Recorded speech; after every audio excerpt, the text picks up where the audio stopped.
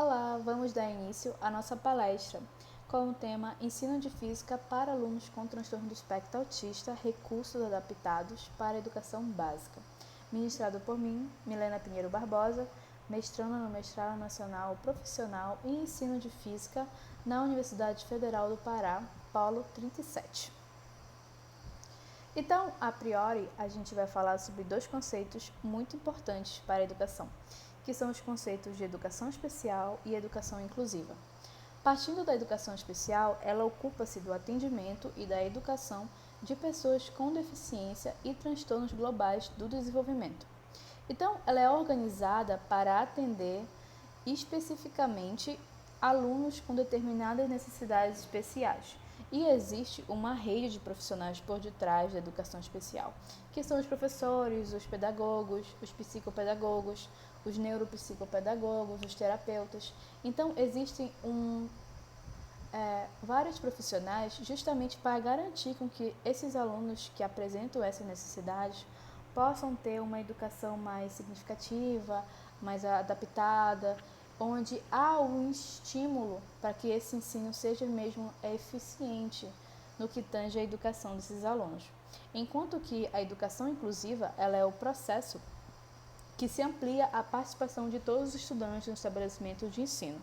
Então, trata-se de uma reestruturação da cultura, da prática, das políticas vivenciadas no contexto de sala de aula. Então, a educação inclusiva é um direito garantido por lei, onde a unidade escolar deve trabalhar com isso de uma forma mais inclusiva, atender a todos com diferentes necessidades, enquanto a educação especial realmente trata-se da educação adaptada, mais direcionada para alunos que apresentem algum tipo de deficiência ou transtornos.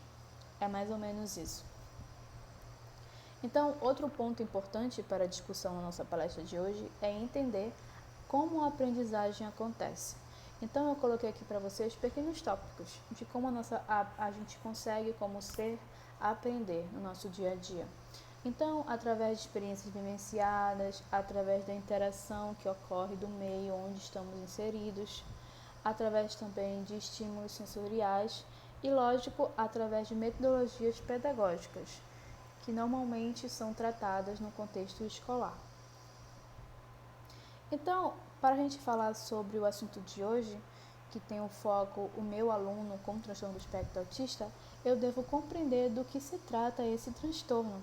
Então, eu tenho que considerar o seu contexto histórico, o seu quadro clínico, a legislação por detrás que garante direitos ao meu aluno com TEA e o processo de aprendizagem, como se dá a aprendizagem de uma pessoa com TEA. Inicialmente, vamos falar do contexto histórico do transtorno do espectro autista. Então, a priori, ele sempre foi tratado na área da psicologia e começou lá em 1911 com Eugene Bleury, onde ele foi o primeiro a encunhar o termo autismo para a área da pesquisa da época.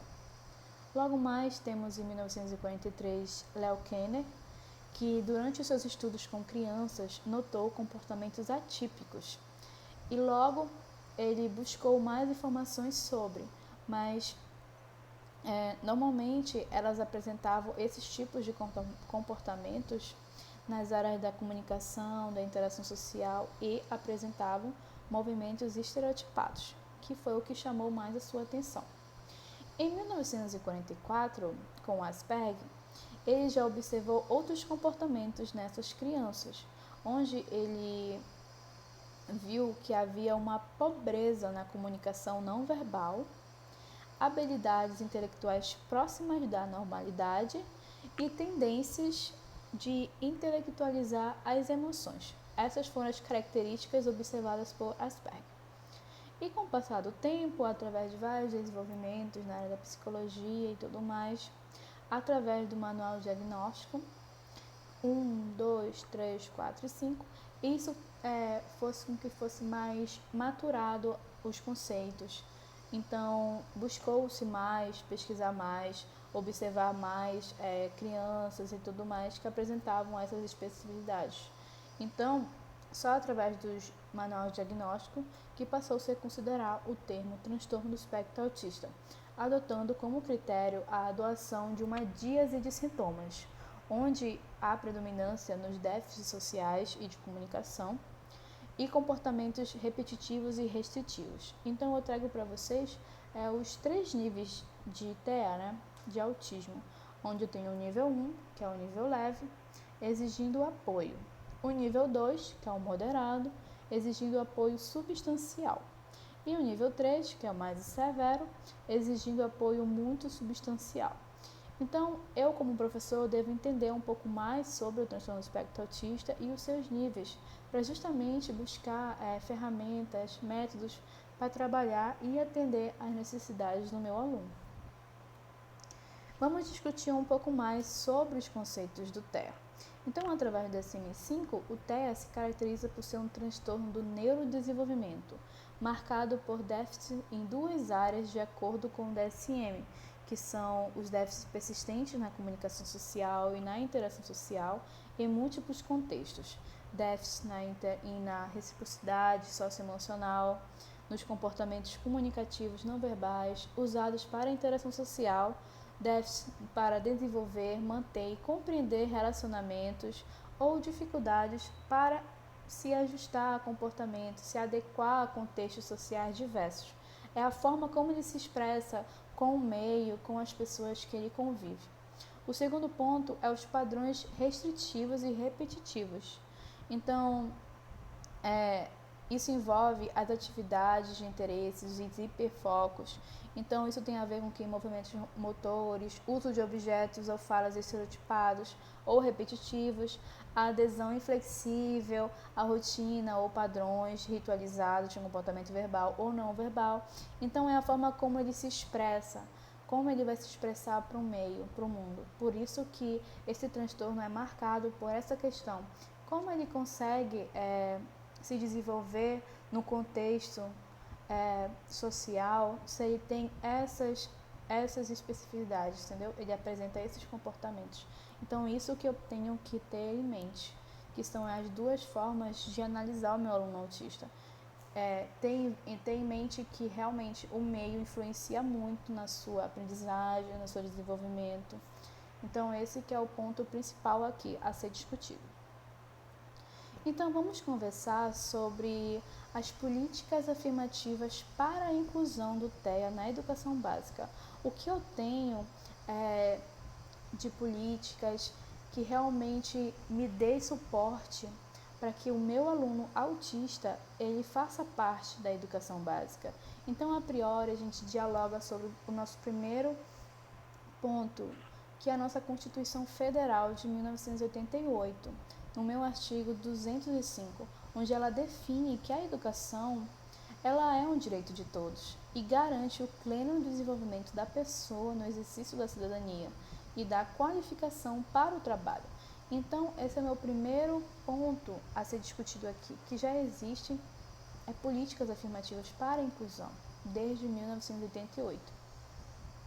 Então, em 2015, a Lei 13.146, que é a LDB, Lei Brasileira de Inclusão, ela reafirma esse direito, onde ela nos diz que a educação deve ser inclusiva e de qualidade em todos os níveis de ensino, garantir condições de acesso, permanência, participação e aprendizagem por meio da oferta de serviços e recursos de acessibilidade que eliminem as barreiras. E em 2016, vamos ter a Lei 13.409, que é a Lei das Cotas, onde ela já vai garantir uma reserva dessas vagas para pessoas com deficiência, seja nos cursos técnicos, seja nos cursos de nível superior. Então, as instituições federais de ensino, elas devem destinar um quantitativo de vagas para essas pessoas, para que elas possam ser inseridas na universidade, elas possam fazer parte daquilo. E há um direito também no que tange às políticas afirmativas de inclusão. E temos, por fim, a Lei Berenice Piana, 12.764 de 2012, onde ela realmente reafirma os direitos da pessoa com transtorno do espectro autista. Ela garante, ela foi inscrita justamente para embasar os direitos da pessoa com TEA. Então, no parágrafo 2 do artigo 1, ela delimita que a pessoa com transtorno do espectro autista, ela é considerada sim pessoa com deficiência, para todos os efeitos legais. E no parágrafo 3 do artigo 3º, ela diz sobre os direitos da pessoa com transtorno do espectro autista. Então, eles têm direito à vida digna, à integridade física e moral, ao livre desenvolvimento da personalidade, à segurança e ao lazer. Logo, à proteção contra qualquer forma de abuso e exploração, ao acesso a ações e serviços de saúde com vistas à atenção integral às suas necessidades, assim como o acesso. Então, é um direito previsto em lei o acesso à educação e ao ensino profissionalizante, à moradia, inclusive à residência protegida, ao mercado de trabalho, à previdência social e assistência social. Então, há uma lei por detrás, há uma lei que garante os direitos do meu aluno com transtorno do espectro autista, e essa lei deve ser seguida. Bom, mas vamos falar do tema na nossa palestra de hoje, o ensino de física inclusivo e o autismo. Então, no que tange o ensino de física, é muito desmistificado que a física é uma matéria muito complicada no ensino básico. Então, como eu posso trabalhar a física de uma forma mais direcionada para esse meu aluno, que já apresenta algumas necessidades específicas de aprendizado? Então, eu tenho que me cercar de métodos, de ferramentas, de recursos, para que eu consiga, de certa forma, ensinar os conceitos físicos para este meu aluno, que já apresenta algumas dificuldades, seja na parte de linguagem, seja na parte matemática. Então, eu tenho que me cercar de recursos e aliar isso aos conceitos físicos para que o meu aluno consiga aprender os conceitos. Então, é esse o ponto-chave aqui da nossa discussão de hoje. Metodologias ativas para garantir com que o meu aluno aprenda conceitos físicos. Então, vamos falar um pouco mais sobre isso. Então, a teoria que eu vou usar, o método, vai se embasar nos 3 momentos pedagógicos, onde eu utilizei a problematização inicial, a organização do conhecimento e a aplicação do conhecimento, através de ferramentas metodológicas, onde eu vou utilizar os mapas conceituais, a experimentação, a comunicação alternativa, os jogos de física, os mangás de física e os softwares que existem, onde eu possa transformar aquele conceito muito abstrato em algo concreto para o meu aluno. Então, esse trabalho ele foi desenvolvido no período de 2020 a 2022, que houve a sua publicação na revista Física na Escola. Então, foi um trabalho com alunos no ensino superior, que faziam parte da UFPA. Então, eram alunos de diferentes cursos do UFPA que necessitavam de aulas de física. Então, mais de uma forma mais contextualizada, mais direcionada para as suas necessidades. Então, quem tiver interesse, esse trabalho está disponível na revista Física na Escola, com o tema Física, Ensino de Física, Metodologias Ativas e Recursos Adaptados para Alunos Autistas. Então, quem tiver interesse pode ir lá, baixar e ver como foi construído esse trabalho com foco no ensino superior, porque eram alunos inseridos nos cursos de graduação da UFPA, naquele respectivo ano, de 2020 a 2022. Então, focos de interesse. A priori, o meu aluno na educação básica, ele tem focos de interesse. E o meu aluno com TEA também tem focos de interesse. Normalmente, eles gostam muito de jogos, de mangás, HQs, anime. Então, os focos de interesse devem ser um aliado no ensino da física. Deve ser um ponto-chave que eu, como professor, devo saber direcionar o foco de interesse deles para que façam com que o ensino seja mais significativo, tenha mais interesse por parte deles. Porque o principal aqui é o aluno ser interessado em aprender. Então, utilizar de elementos do seu cotidiano, exemplo, o jogo Pokémon GO, que na época os meus alunos jogavam muito. Então, eu comecei a utilizar esses tipos de ferramenta para introduzir conceitos de física. Então, deve ter, no caso, um posicionamento do professor em querer investigar, em querer saber mais do aluno como TEA, como é o seu dia a dia, o que ele gosta, para fazer com que o ensino seja mais interdisciplinar, dialogue mais com sua realidade. Então, a priori, a gente optou pelo uso dos mapas conceituais, onde a gente viu que os alunos eles tinham muita dificuldade naqueles conceitos de física, das formas e tudo mais, e a gente decidiu condensar isso, fazer com que isso ficasse mais focado em temas principais da física. Então, os mapas conceituais fizeram com que os alunos exercitassem essa questão de resumir os conteúdos e realmente focassem no que era mais importante. Então, a gente fez o uso dos mapas conceituais como uma ferramenta de potencializar esse ensino de conceitos de física. A priori, teve as aulas experimentais em laboratório, onde a gente levou os alunos para eles mexerem nos equipamentos do lab. Então, aí eles poderiam ver os conceitos na prática da física.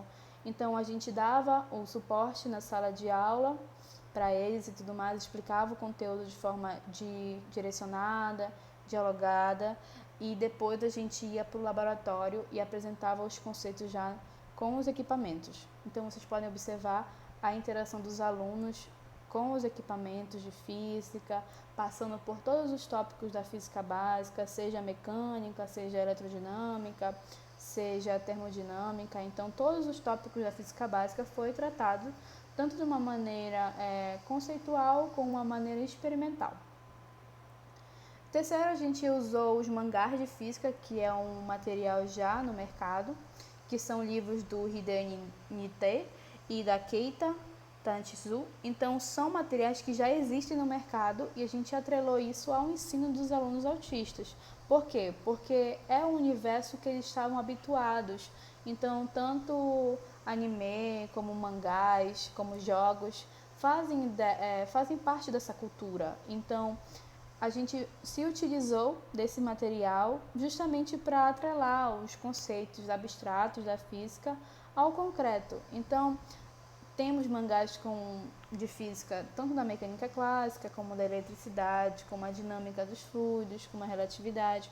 Então, isso trouxe com que o nosso trabalho dentro de sala de aula, que era apresentar os conceitos de física de forma mais literal, tradicional, fizesse com que a gente pudesse ter uma outra ferramenta de ensino, já com uma outra pegada, com uma outra linguagem, mais até acessível, mais habitual para os meus alunos com autismo. Então, como vocês podem ver, são livros extremamente ilustrativos, bem dinâmicos, a leitura é bem bacana de se ler, não há uma literatura pesada e tudo mais.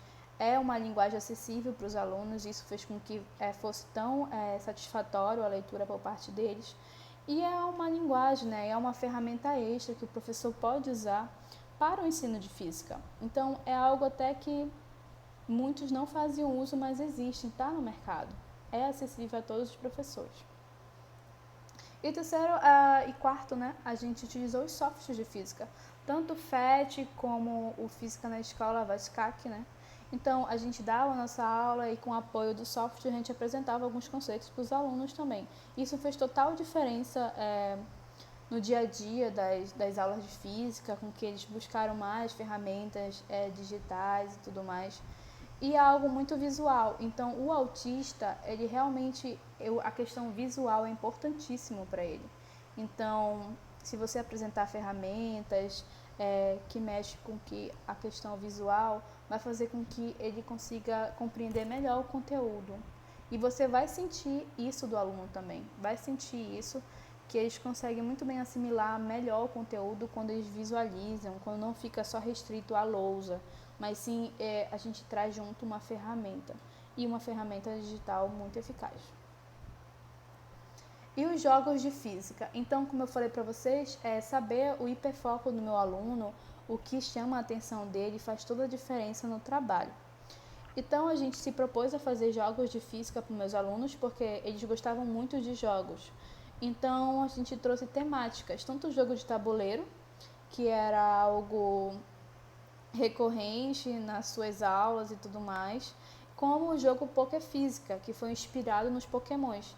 Então, cada Pokémon ali representava uma área da física e os alunos podiam fazer perguntas para outros alunos e isso fazer trabalhar até a questão da interação social.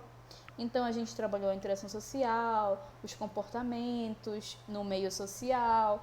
Então os jogos foram realmente um facilitador para o ensino da física, para os alunos com TEA.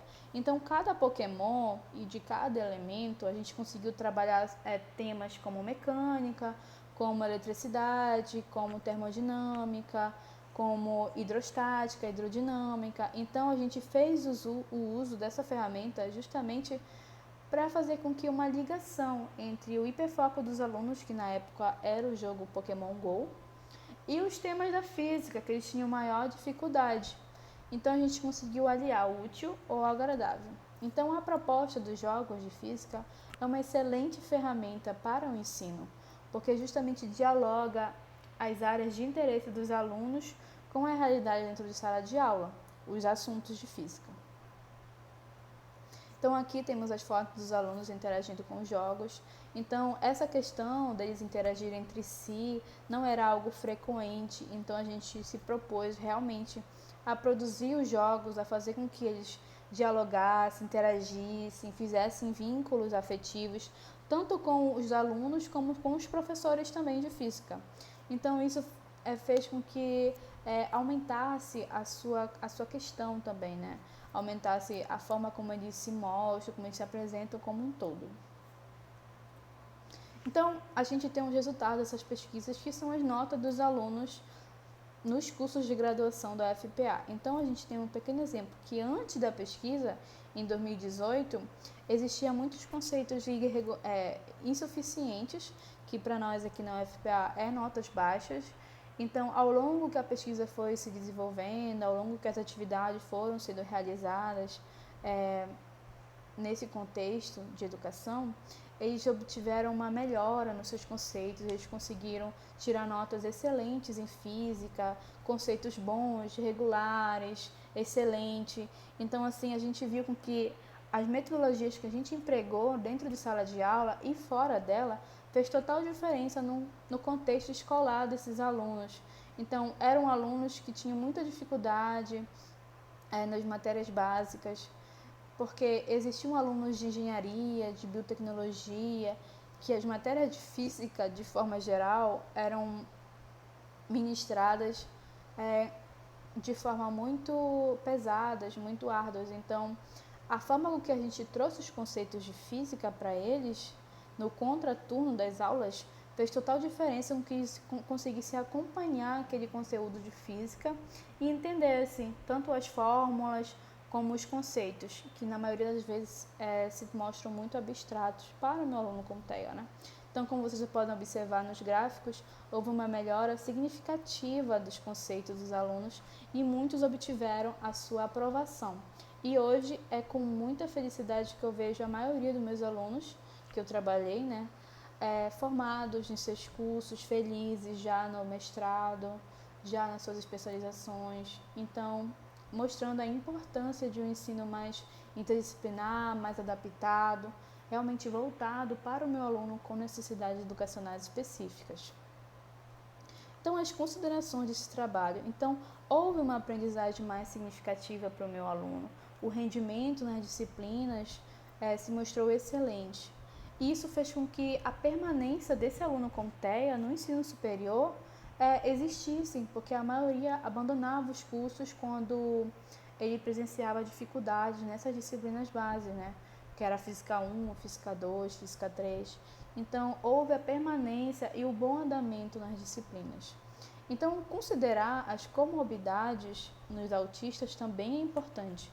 O que seriam as comorbidades? Outros transtornos atrelados ao TEA. Então, o aluno autista, ele pode também ter outras coisas ligadas ao transtorno. Ele pode apresentar um TDAH, ele pode apresentar uma deficiência intelectual. Então, eu como professor, eu devo saber também nesse contexto se meu aluno apresenta mais de uma comorbidade, e isso faz total diferença no ensino. Então, o vínculo com o aluno autista também é fundamental. Ele necessita sentir uma segurança no professor, que o professor está ali para auxiliá-lo, para ajudá-lo, para que faça com que as coisas fluem, com que ele se sinta seguro em topar qualquer atividade que você propõe para ele. Ele se sinta à vontade na sala de aula, ele consiga se comunicar com você, se comunicar com outros alunos. Então, fazer com que esse aluno se sinta bem no contexto é muito importante. Faz com que a aprendizagem dele seja mais significativa, mais adequada e faça com que ele se desenvolva como qualquer outro aluno inserido no contexto escolar. Essas são as minhas referências para o trabalho e também eu coloquei um tópico aqui, as experiências acadêmicas. Então, esse trabalho que eu desenvolvo com o autista no ensino da física já foi apresentado em alguns eventos, que foi o 3º Congresso Internacional de Autismo no Brasil, onde eu apresentei os jogos que eu realizei com os alunos no ensino superior para os professores nesse evento. Então, esse trabalho abriu muitas portas para o ensino da física, porque a física em si, a gente não vê trabalhos direcionados à educação especial. Então, quando eu comecei a trabalhar nessa área, eu senti muita dificuldade por não ter outros trabalhos que me orientassem da forma como eu proceder com o meu aluno dentro de sala de aula. Então, realmente foi um trabalho muito difícil, muito longo em eu aprender alguns conceitos da psicologia para poder fazer com que o meu ensino de física fosse mais direcionado, fosse realmente para esses alunos com TEA. Aqui também a gente apresentou esse trabalho no Norte e Nordeste e ele virou capítulo de livro em parceria com os professores lá do Tocantins. Então, foi um trabalho realmente que obteve muitos frutos ao longo do seu desenvolvimento. Então, quem tiver interesse, esse foi um capítulo de livro que a gente fez em parceria, onde não só tem o meu trabalho sobre jogos adaptados de física para alunos autistas, como tem outros trabalhos para esse público, para o público de professores que estão em busca de materiais para trabalhar com seus alunos autistas. Esses são meus agradecimentos ao Mestrado Nacional Profissional em Ensino de Física, a SAEST, que na época era fomentadora desse trabalho, a COACES, onde foi desenvolvida a pesquisa, que é a Coordenadoria de Acessibilidade da UFPA, a Faculdade de Física, ao Instituto de Ciências Biológicas, ICB, onde a gente trabalhava normalmente, e aos laboratórios, tanto o Núcleo de Astronomia da UFPA como o Laboratório de Demonstrações. Meu muito obrigada. Esses são os contatos se alguém tiver alguma dúvida e quiser conversar um pouco mais sobre o ensino de física para alunos autistas. Então, essa é uma das linhas de pesquisa que eu trabalho e só tenho a agradecer pela oportunidade. Muito obrigada.